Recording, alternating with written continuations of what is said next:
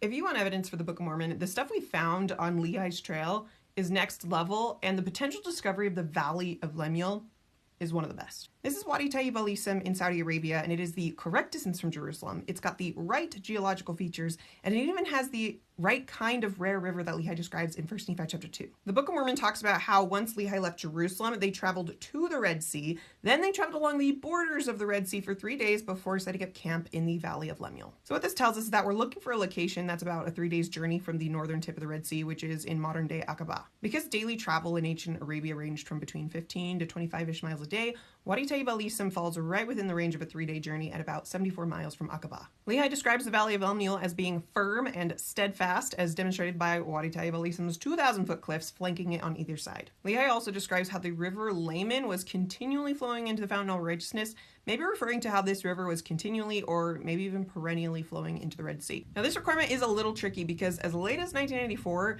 geological surveys claimed that Saudi Arabia had no year-long running rivers. There are a lot of wadis in Saudi Arabia, which are dry riverbeds that flood during the rainy season but dry up in the summer. Wadi Tayyib al-Ism is one of, if not the only river in northwestern Saudi Arabia that continually flows all year round and reaches the Red Sea. Also keep in mind that the water flow in antiquity would have been a lot greater than it is today, now that we've got modern irrigation practices, and some scholars even believe that the coast of the Red Sea has receded as much as 500 meters since antiquity. And here's some pictures of Wadi Tayyib al-Ism during the rainy season, where it definitely looks to me like it is continually flowing. So Wadi Tayyib al-Ism contains the only river that is running year-round in northwestern Arabia and exists within that narrow 30-mile window where the Valley of Lemuel should be located. Obviously, it's impossible to prove that this is the Valley of Lemuel from the Book of Mormon, but it does demonstrate that what Nephi describes in 1 Nephi chapter 2 could have easily existed, a valley with a river in the right place with the right features. For more details, go to the Scripture Plus app to 1 Nephi chapter 2 verse 6 and read Noah 280.